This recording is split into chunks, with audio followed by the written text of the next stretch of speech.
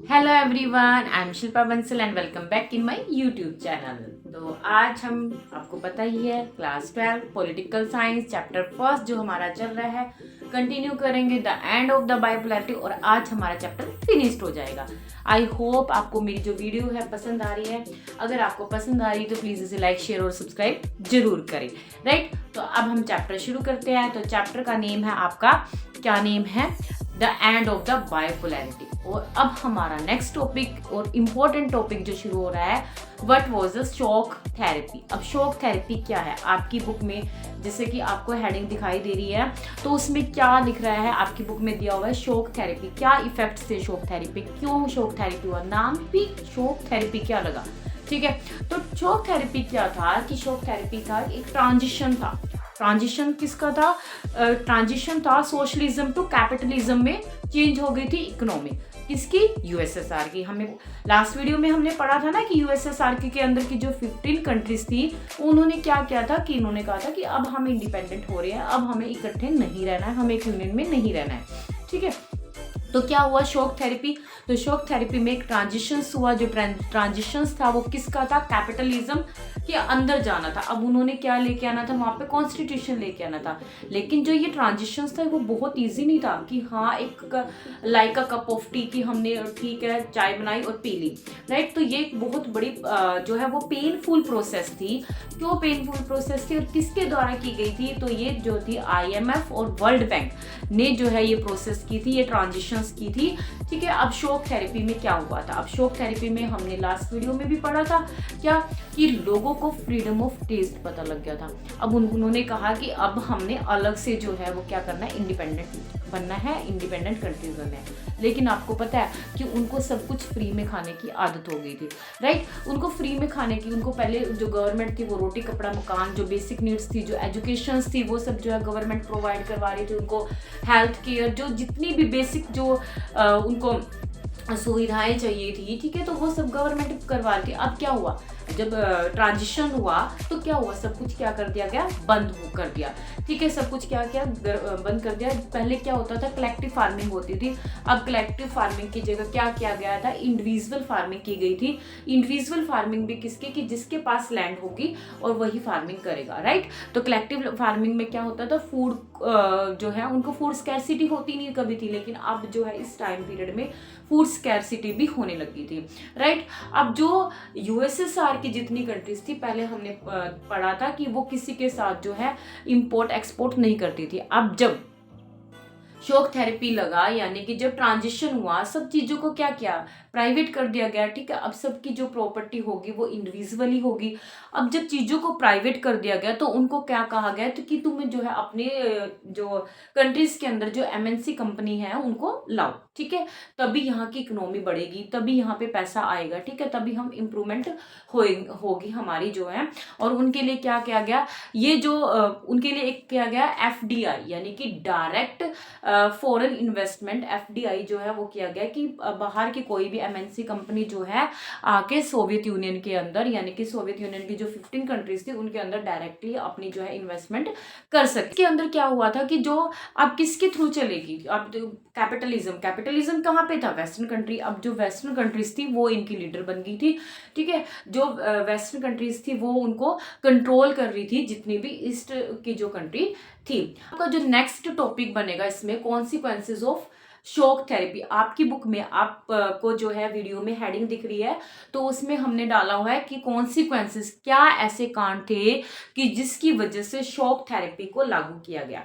Right, कि पहले हमने पढ़ा था कि सबसे पहले आप बताओ कि किसने किया था कि मैंने अलग होना? रशिया ने। रशिया क्योंकि सबसे बड़ी कंट्रीज थी, बहुत अच्छे जो है रिसोर्सेज थे, एनर्जी रिसोर्सेज आज के टाइम में भी रशिया के पास हैं।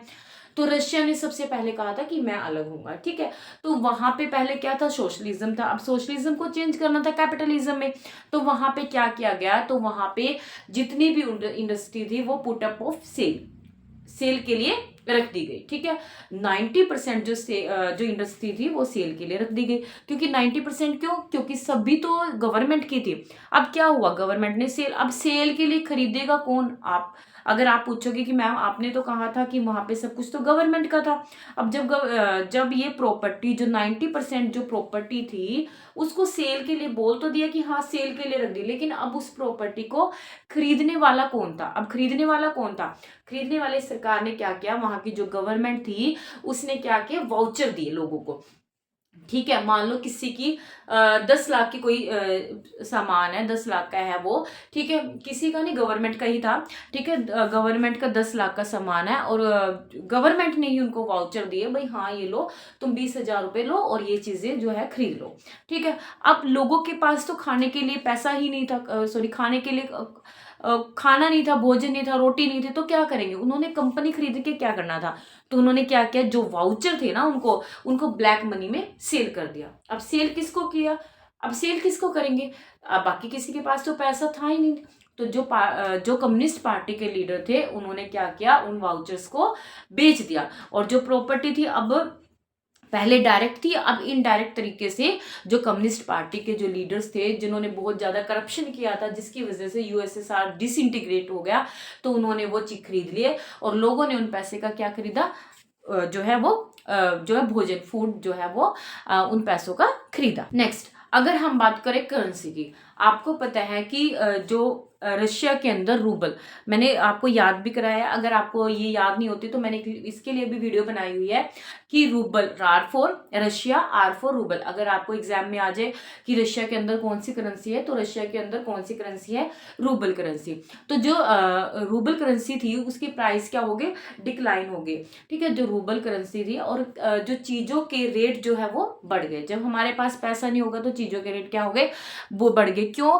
क्योंकि पहले कलेक्टिव फार्मिंग होती थी, अब जो कलेक्टिव फार्मिंग होनी जो है बंद हो गई थी, तो लोगों के पास जो है भोजन की कमी थी, फूड स्कैर्सिटी बहुत ज्यादा थी। अब रशिया ने, आप देखोगे रशिया ने फूड को इंपोर्ट करना यानी कि दूसरी कंट्री से मंगवाना शुरू कर दिया था। जो रशिया मतलब एक छोटी से छोटी चीज से लेके बड़ी से बड़ी चीज अपनी कंट्रीज के अंदर ही करती थी, अब उनको जो है फूड भी बाहर की कंट्री से क्या करवाना पड़ रहा था, इंपोर्ट कराना पड़ रहा था। अगर हम बात करें 1999 की, जितनी डेवलपमेंट 1999 में हुई थी उससे ज़्यादा डेवलपमेंट तो 1989 में जो है वो रशिया के अंदर हो गई थी। यानी कि जो जीडीपी थी वो क्या हो गई थी, कम हो गई थी रशिया के अंदर। अब जो ओल्ड सिस्टम था, ओल्ड सिस्टम बताया था ना कि गवर्नमेंट जो है एजुकेशन के ऊपर भी जो है सब्सिडी देगी, वेलफेयर करेगी लोगों की, ठीक है, एजुकेशन के ऊपर, हेल्थ के ऊपर, सब कुछ जो गवर्नमेंट कर रही थी, अब वो सारी की सारी डिस्ट्रॉयड हो गई थी, खत्म हो गई थी। जो लोगों को वेलफेयर मिल रही थी, ठीक है, जो कलेक्टिव फार्मिंग थी वो बंद हो गई थी और माफिया एमर्ज हो गया था। ठीक है, तो माफिया जो है बहुत ज्यादा एमर्ज हो गया था इन रशिया के अंदर, इन यूएसएसआर के जो 15 कंट्रीज के अंदर। तो लोगों को जो बेसिक नीड्स नहीं मिल रही थी ना, फ्री में खाने की आदत हो गई थी, सब कुछ तो पहले फ्री में मिल रहा था, अब जब उनको काम करना पड़ रहा था, काम करने के बावजूद भी नहीं मिल रहा था, तो क्या हो गया, माफिया एमर्ज हो गया। और जो रशिया कह रहा था कि हाँ हम तो कॉन्स्टिट्यूशन लेके आएंगे, ठीक है, हम फ्रीडम लेके आएंगे, हम इक्वालिटी लेके आएंगे, तो वहां पे जो रिच और जो पुअर के बीच का जो डिस्टेंस था वो बहुत ज्यादा हो चुका था, बहुत ज्यादा बढ़ गया था।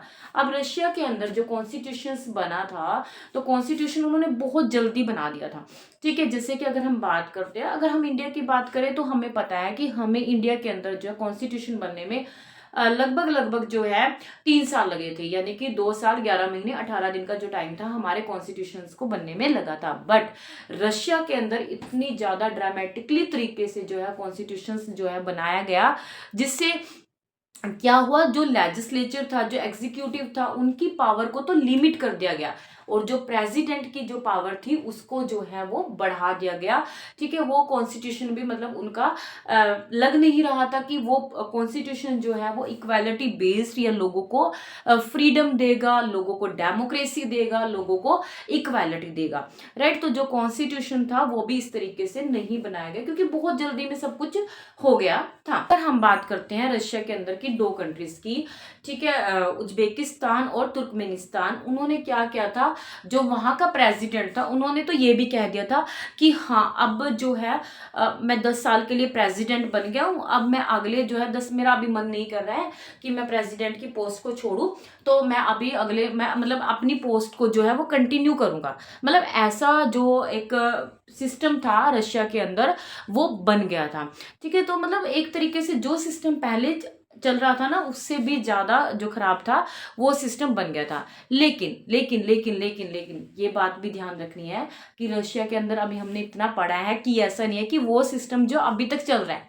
ठीक है, तो अब जो है जाके 2000 तक जो है 2001 जो 2000 से 2001 तक का जो टाइम पीरियड है ना, तो उसमें जो रशिया ने जो अपनी इकोनॉमी थी उसको ऊपर उठाया।